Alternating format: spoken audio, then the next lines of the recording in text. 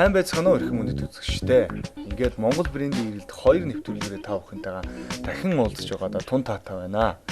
Урд нь бид Монгол брендийн ирэлт 1 нэвтрүүлгээрээ бүгд найрамд хятад ардуулсан жижиг дунд бизнес эрхлэлтийн талаар мөн тэр том зах зээл дээр Монгол хүмүүс Монголын брендийг бий болгоод очиод бизнесийг нөөц болцоо байдгийн мөнгөгүй гэдэг талаар үзүүлэн таниулах зорилгоор аялсан байгаа. Харин энэ удаа бид Япон улсаар аялсан байгаа.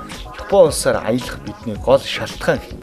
Япон улс нь бол хүний хөгжлийг номер 1-т тавьж дэлхийн өндөр хөгжилтэй орнуудын нэг улс байгаа. Бидний нэвтрүүлгийн эрхэм гол зорилго бол нэгэнт өндөр хөгжилд хүрсэн улс орны гой сайхны талаар харуулах ус. Харин өндөр хөгжилд хүрсэн нууцын талаар үзүүлэхэд зорж аялж байгаа билээ. Тиймдээ ч үгүй энэ удаадаа Япон улсын боловсролын хөгжлийн талаар мөн одоо Япон улсад Монгол оюутнууд, Монгол залуучууд итгэлгээр суралцах нөөц бололцоо юу гэдэг талаар үзүүлж харуулахаар явсан байгаа. Мэдээж залуу хүн учраас Япон улсын талаар сонин хачин зөвлөлүүдийг үзүүлэхийг чармаах болно. Ингээд та бүхэн маань Монгол брендийн ирэлт 2 цоврал нэвтрүүлгээ маань эхний дугаарыг таалан сууж саатан сойрхно.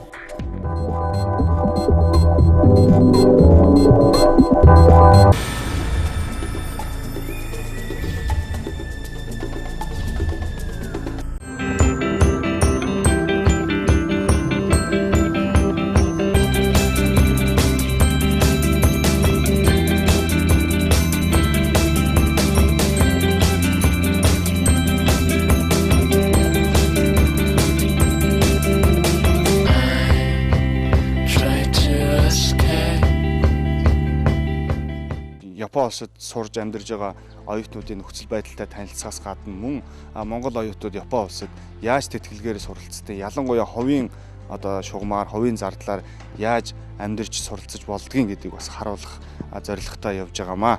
Токио хотод байрлах Монгол улсын элчин сайдын яамны өмнөөс эхэлж байна. Өнөөдөр хоёр улсын засгийн газрын хоорондох тэтгэлгээр ирсэн 30 гаруй хүүхдүүд энд ирсэн байгаа мэдээлэлтэй манай багийнхан ирлээ.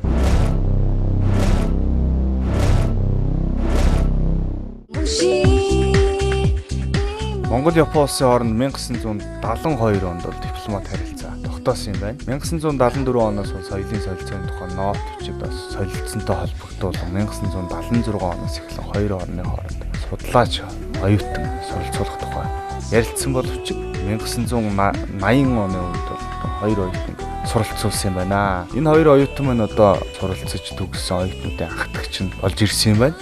90 оноос хойш одоо Монгол улс маань нилээдгүй одоо нээлттэй улс болсноор хоёр орны хоорондох соёлын харилцаа нэлээд өргөжөөд 90 оноос 20 орчим хүнийг бол суралцуулдаг болсон юм байна. Тэтгэлгээр 94 оноос хойш 50 орчим хүн их мэтчлийн ер нь одоо жил ирэх тусам бол суралцуулж байгаа оюутнуудын тоог нэмэгдүүлэх бодлого барьж байгаа юм байлээ.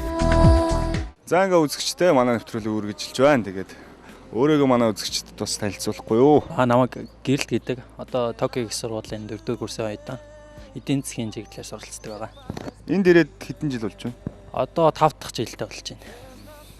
Тэгээд шинээр ирсэн Монголоос ирсэн оюутнуудтай ярилцаад сууж байхад одоо анх ирсэн одоо тэр торгон бодол ч юм уу. Тэгээд шинэ ирж байгаа хүүхдтэй уулзаад яг өөрөө 5 жилийн өмнө ирж ирсэн бас яг санагдаж байна. Тэгээд ихтэй бас намайг 5 жилийн өмнө ирж ирсэнээс бол нэлээд өөрчлөгдсөн байна. Тэгээд Монгол маань ч бас нэлээд их өөрчлөгдөж гэж санагдлаа. Анх ирэхэд хүндрэлтэй, бэрхшээлтэй юм юу байсан? Тэгээд хэл мэдэхгүй тэгээд ер нь ямар байсан шилтэй ямар улс гэдэг мэдэхгүй болохоор олон янз ойлгохгүй тал их байгаа тэгээд. Одоогийн нүдээр ер нь Японыг ер нь ингээд харахад те Монгол хүний нүдээр харахад Монголдоо авч хэрэгжүүлчмээр ч юм уу те тэгээд санаа авчихаар юм ер нь өөртөө ч юу бодогддог вэ? Миний бодлоор Япон бол хальтын хөгжсөн улс. Тийм болохоор хөгжсөн улсаас юу гэдэг яаж хөгжсөн аргыг бол суралцах хэрэгтэй байх гэж бодож байна. Аднаас яг одоо хөгжсөн байгаа тэгээд тэрнийхэн дараа бий болсон зүйлүүдээр нь бол суралцаад бол хэцүү байх гэж бодож байна. Өөрөө чинь тэгээд хэтийн зорилго ямар хөө бодолд санаатай явж байна одоо? Би бол одоо 4-р курс оюутан л та тэгээд цаашаа өргөжлүүлээд суралцах сонирхолтой байгаа. Тэгээд ихэд Монголд цаашаа багш болоод тэгээд ерөнхийдөө хүмүүстээ тийм боловсрал түгэх тийм замыг сонгоё гэж бодож байгаа. I believe I can fly. I believe I can touch the sky. I think about it every night and day. Spread my wings and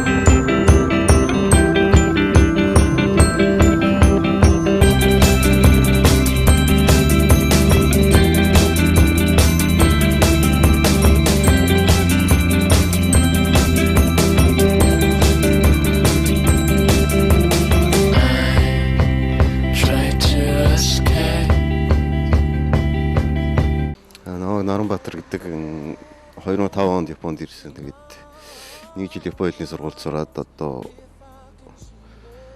3 жил коллежид очиж сурчаад одоо их сургуульд лийн төгс курс сурж байгаа.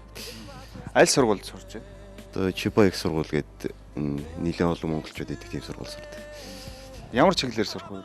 Би энэ барилгын инженер, архитектурын мэргэжлэр. Ер нь яг миний мэргэжил бол юу л да Монголд нэг барилгын инженер, архитектор гэж тусдан заадаг. Тэгэхээр ер нь бол ихэнх бусад орнд бол ер нь хоёулангийн зэрэг заадаг. Тэгээд ерөнхийдөө бол хос мэргэжилтэй болждаг гэсэн. Тэгээ ер нь Монголын залуу хүн болгон бас боддог байх л та. Улс орноо хөгжүүлэх хийсэн тий. Өөрсдийнхөө амьдрал хавагч гэсэн дээшлүүлэх хийсэн гэдэг. Тэгээд ер нь залуу хүний хувьд Монгол минь ийм байгаасаа, тийм байгаасаа, энэ чинээс тийм суралцаасаа, иймийг аваасаа гэсэн сэтгэл одоо өөрийнхөө юу вэ? За энэ Монгол доос Монголоос ирээд бас энд удацсан болохоор нэг сайн мэдгүй ч гэсэн сая Монголд очиод үзэх харахад бол ерөнхийдөө бол хүмүүс ер нь биелийн хүнд их дуртай болсон юм да. Одоо яа тийм мөнгөг нэтэрэг л тийм юмнуудыг үлээгээ сууж яадаг. Өөрөөсөө юм хий гэсэн тийм бодол бас цөөхөн байгаа шиг харагдсан. Тэгээд яг хав бас Монголд яг ингээл боломж алга хэлээдэг ч гэсэн Монголд бол шинэ юм хийх юм бол шинэ юм өчнөө зөндөө байдаг. Шинэ юмыг хийж эхлээд ямар нэгэн ажил төрлийг шинээр байгуулад энэ өөр оронд байдаг юмнуудыг бүгдийг нь оруулаад шинээр тийм Монголд хийх юм бол Монголд хийж чадахгүй юм зөндөө байгаа учраас тэр болгоныг уул нь хийгээ судлаад жоохон юу яагаад хичээгээд явах юм бол бас боломж их байгаа гэж бодогдсон. Тэгээд тийм ч учраас би бол төгсөөд бол шууд юм харьяа гэж шийдчихэд байж байгаа тийм. Тэгээд амьдрал юу нэрэнэ? Амьдрал яг хөө тэгэл ерөнхийдөө болгоно л доо тэгээд яг хөө эндээс сургуулийн төлбөрийг өндөргээ ярьдаг ч гэсэн яг хөө тэгэл бас өөрөө жоохон анхааралтай байгаад энэ тент гарч байгаа зарлал самбарыг хараад тэгэл янз бүрийн тэтгэлэг энэ төр хамрагдчих болж байна. Тэгээд бас яг хөө сургуулийн төлбөрийг бас яг хөө гэл бичгээрээ бүрдүүлж өгöd яг хөө томлуулах боломж байдаг тэгээд тэгээ хажуугаар нь яг хөө цаг цагаараа цагийн ажил хийгээл тэгэл яг ер нь олон юм хослол сурчлаа энэ. Оюутны байранд амьдарч байна өө яасан тустай байр өслөө. Би ч одоо байр өслөөд амьдарч байгаа л дээ. За тэгээ сая нөгөө тэтгэлгийн талаар нэг яриад өнгөрлөө шүү дээ. Яг ямархуу тэтгэлгүүд ахаа сургуулиуд их ч юм уу те хальтан байгуу. Ямархуу шугамар яаж холбогдож байна? Ер нь энэ сургууль болгонд ер нь юу байгаа л да. Гадаад оюутан хариуцсан тийм нэг тусгай нэг тийм юу хэсэг байгаа л да тий. Тийм тэрэнд нь очиод ингээд харангууд янз бүрийн зарлалууд ээж идэг. Тэгэл тэднэрт нь өөрөө бичиг баримтаа өөрөө бүрдүүлж өгөөл. Тэгэл хөөцөлтөд явж байгаад бол нэг юм олдчихлаа. Тийм олддог л да. Гэтэ яг бас гол нь тэрэн дээр дүн их чухал байгаа л да тий. Бас ч муу сурдаг амт тэтгэлгүйгээ сургаад ийн гэж бас байхгүй шүү дээ. Тодорхой хэмжээний дүнгийн үзүүлэлтийн бас давсан байх хэрэгтэй. Тэгээд тэрнийхэн төлөө өөрөө тэгэл хичээлээ хийгээл өөрийгөө дайчлал.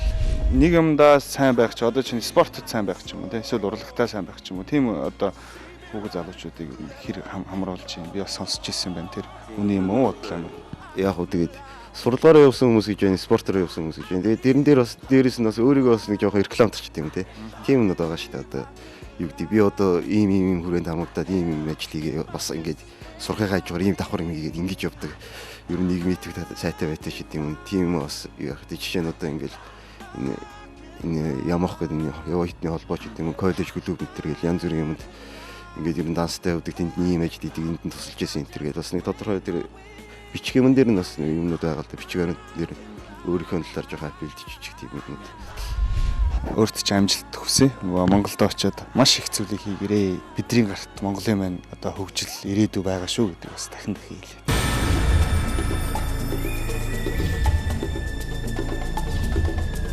Хоёр улсын засгийн газрын хоорондох тэтгэлгээр оюутнууд ирдэг. Тэгээд ер нь энэний одоо оюутнуудаа одоо татаж авах ч юм уу Монгол улстай очиод хийх хэрэгжүүлэх ажил дээр бас аль шатандаа ер нь хангалтгүй байгаа юм шиг бидний хувьд санагдсан л да. Таны хувийн зүгээс болон юу гэж боддог та? Оюутнуудтайгаа уулзаад бас сан сэтгэлийн сонсоод бодвол нэмэх ажиллагдтыг. Өөрөөр хэлбэл нэг тийм бэлэн нөхцөл шаарддаг тийм өөрөөр тийм ажлын байр тийм алга байна одоо бид очих гэхэл юм. Тэгэхээр яг зөвхөн оюутнууд тийш очихгүй байж байгаа хоёр талтай байгаа л да. Нэг нь бол түрүү хэлсэн тэр ажлын байрны асуудал. Хоёрдугаарт нь бол энд сурсан ялангуяа улсын завдаа сурсан оюутнууд бол бас тодорхой үүрэг хүлээж их хоног юм хийх ёстой. Өөрсдөө очиж энэ ажлын байр бий болгох юм тийм чармаал байх хэрэгтэй юм шиг байна юм да. Тэгэхээр бол ер нь зүгээр наашаа сурч байгаа ганц японочдод юу сурч байгаа оюутнууд тийм улсын завдлаа сурч байгаа, хувийн завдлаа сурч байгаа юм да. Нилээн ядтай харьцах, хандах, хараа хяналтан тийм өөр баймаар юм шиг байна. Засаг төрөөс суралцах нөхцөлийн бүрдүүлээ одоо цалингийн ингээд сургацсан улсуудыг бол эргэж үр шимээ бас зааш хүртэх ёстой. Энэ бол тэр хүний өөрийнх нь бас хүлээсэн үүрэг байх ёстой сурсан юм тийм. Тэгээ энэ механизмаа нэлээд сайн ажилуулах шаардлагатай болов гэж бод. Тэгэхгүй бол ирчээд тэгээ тэнд ажиллах юу алга байна ажлын байр алга. Тэгээд одоо хийцээ сумгаад үйлчлээ сураад байдаг. Мөнгө сураад байдаг нэг юм хандлага бас байгаа. Тэгээд мэдээж эцэг шиг энд очиж одоо тийм оролцол байх л да. Тэгээ энийг бол ер нь зүгээр бодох асуудал юм шиг санагдсан юм л да. Монгол оюутнууд одоо эх орно гэсэн сэтгэхүй бас бүгд бол биш л те. Нэг нөхдүүд бол тутмаг байгаа нэг нь бол бидэрт бас анзаарчихсан л да. Багнаас одоо багангийн сэтгэл яашлын тэр шат сайн асууж өсдөг бол боддгийг шинэ одоо ах цахтаа бивний хүндлэх одоо мэдлэх ёсноос ахуулаад тийм ээ. Тэгэж өөрөө л ерөнхий утгаараа их ухаантай хүн бий болох нэг асуудал. Одоо сэтгэлтэй хүн бий болох. Одоо манайс одоо төлөвшүүлнэ гэж яддаг тийм. Тийм сэтгэлийг хөгжүүлэх гэдэг боловсрол мэдээ хэрэгтэй юм шиг байна л да. Зөв их мундаг тааваддаг юм гялзуулдаг тийм ганц ухаантай гэдэг толгооны боловсрол биш. Сэтгэлийн боловсрол гэж чухал юм болов гэж боддог. Тэр бол зан шил түүх соёл гэдэг одоо эх орноо хайрлах сэтгэлч гэдэг тийм одоо эх орон хүнслийг төлөвшүүлэх талыг багт нь сурах. Энэ л их чухал юм болов тийм л да. Монгол брэнд гэж таны боддог юм да. Монгол брэнд гэж. Яг хөө брэндийг бол янз янзээр ярьж байна. Бидний утгаар томьёолоод байгаа нь Монгол брэнд гэдэг маань Монгол хүн юм аа гэдэг. Тэгэд Монгол брэндийг та нэг иймэрхүү төлөвлөсөн ийм байгаасаа гэж юу гэж бодож байна та юу. Монгол хүний талаар, Монгол хүний үнэлэмжийн талаар мэдээж одоо Монгол улс ч юм бол олон зуун жилийн одоо соёлтой харах юм тавс. Тэрийг одоо нандинс дээдлс. Тэгсэр нөгөөгийн их хөгжлийн энэ өрсөлдөөн ялгахааргүй. Тийм байгаасаа гэж юу хүсэж байна. Зүгээр Монгол брэнд